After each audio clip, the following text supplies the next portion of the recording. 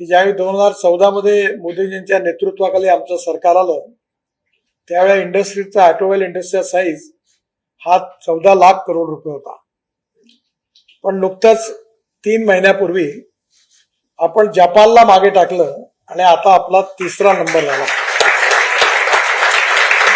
America पहिल्या नंबरवर आहे. 79 लाख करोड त्यांचा साईज आहे. चायना 47 लाख करोड आणि इंडिया आता 22 लाख करोड आहे. पण 2030 मध्ये जगात electric buses, electric car, electric scooter आणि इलेक्ट्रिक ट्रक बनवणारा भारत हा जगातला पहिल्या क्रमांकाचा देश राहणार. शर्मा या ठिकाणी ही सायकल ज्यांनी तयार केली आहे असे बापट साहेब, त्यांचे सहकारीगण आणि उपस्थित बंधूंना आणि भगिनींना.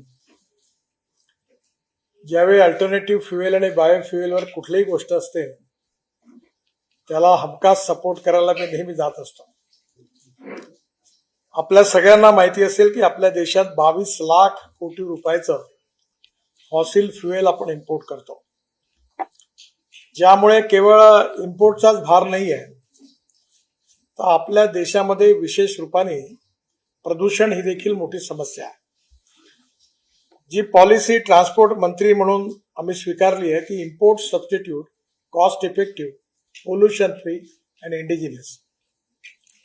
येणाऱ्या काळामध्ये या 11 वर्ष मी या खात्याचा मंत्री आहे. ज्यावेळी मी electric scooter, electric car, electric truck, buses याबद्दल बोललो तेव्हा लोकांना विश्वास नव्हता की या आपल्याकडे येतील म्हणून.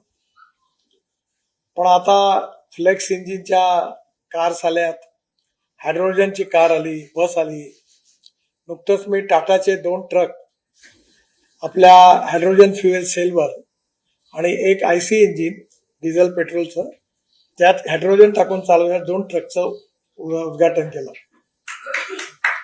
मला विश्वास आहे की इलेक्ट्रिक हे देखील सध्या आपल्या देशात खूप पॉप्युलर झालं आहे. आपल्या सगळ्यांना माहिती असेल की ही इंडस्ट्री आपल्याकरता खूप महत्वाची आहे.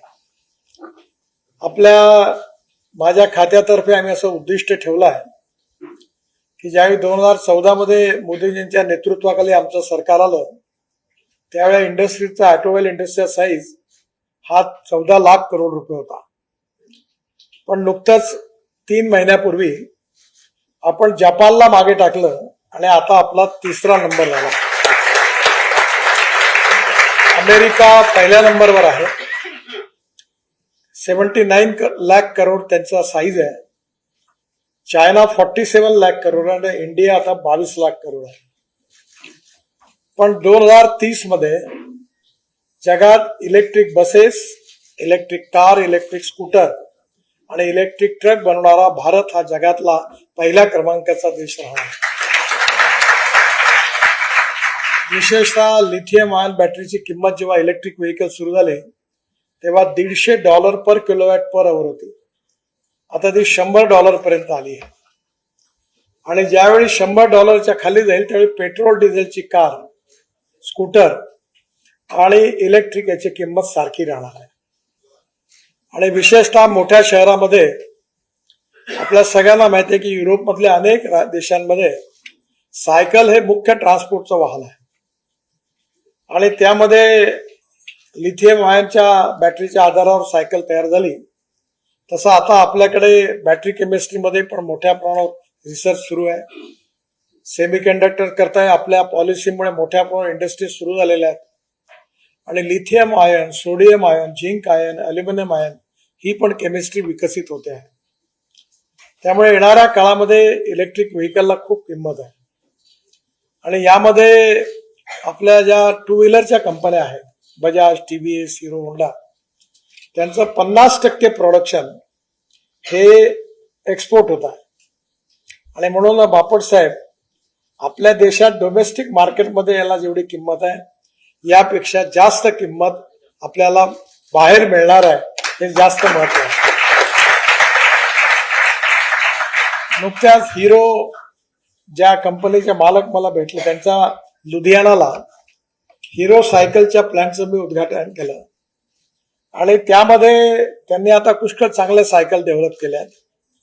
आणि चायनामध्ये पहिल्या क्रमांकावर आहे चायना जगात, की सायकल आपल्या देशातून चायनामधून एक्सपोर्ट कर, त्यांच्या इंडस्ट्रीचा साईज 4.5 लाख करोड आहे आणि आपला 35,000 करोड आहे. पण ज्या प्रकारच्या या ई सायकल तयार होऊन राहिल्या, येणाऱ्या काळात याचा मोठा एक्सपोर्ट वाढणार आहे. आणि म्हणून निश्चितपणे याला पोटेन्शियल आहे. कोकणातच नाही तर देशातही आहे आणि जगात पण आहे. कारण आता लोकांनाही पण जे काही म्हणजे आपल्या इथे इकॉनॉमी, इथिक्स आणि इकॉलॉजी आणि एन्व्हायरमेंट, तर इकॉलॉजी आणि एन्व्हायरमेंट बद्दल लोकांमध्ये अवेअरनेस तयार झालेला आहे आणि हे कॉस्ट इफेक्टिव्ह आहे. त्यामुळे नक्की ही लोकप्रिय होणार आहे. आणि या टेक्नॉलॉजीमध्ये आपल्या देशाची सगळ्यात मोठी स्ट्रेंथ कोणती असेल तर जगातली सगळ्यात जास्त यंग टॅलेंटेड इंजिनिअरिंग मॅनपॉवर ज्या देशात आहे त्या देशाचं नाव हिंदुस्थान आहे. आणि आपल्या स्टार्टअपनी पण खूप चांगलं काम केलं. 400 लोक तरुण मुलं आहेत, त्यांनी 2 व्हीलर्स बनवायला सुरुवात केली. मोठ्या कंपनीच्या मी टीव्हीएस, बजाजच्या 2 व्हीलर पण लॉन्च केल्या. पण त्यांनी आता 125 किलोमीटरची बॅटरी ठेवली. पण जे आता कानपूर, लखनौ, लहान शहरात ते मॅन्युफॅक्चरिंग करतात, त्यांनी 60 किलोमीटरची बॅटरी ठेवली. कारण एक स्कूटर एका दिवसात बजाज आणि टीव्हीएसने स्टडी केला 24 ते 26 किलोमीटर फक्त चालते. त्यामुळे आपल्याला ही सायकल लोकप्रिय होणार आहे. याला खूप मोठं पोटेन्शियल आहे आणि याच्यातून नवीन नवीन टेक्नॉलॉजी पण बदलत आहे. मी नेहमी सगळ्यांना सांगतो की innovation, entrepreneurship, science, technology, research, skilled and successful practices, we name it as knowledge and conversion of knowledge into wealth is the future. आणि त्यामुळे तुम्ही जे काही आज करता हा पाया आपल्या देशाला भक्कम करणारा आहे. मी विशेषतः शेतकरी असल्यामुळे मी जास्त बायोफ्युएलवर काम करतो.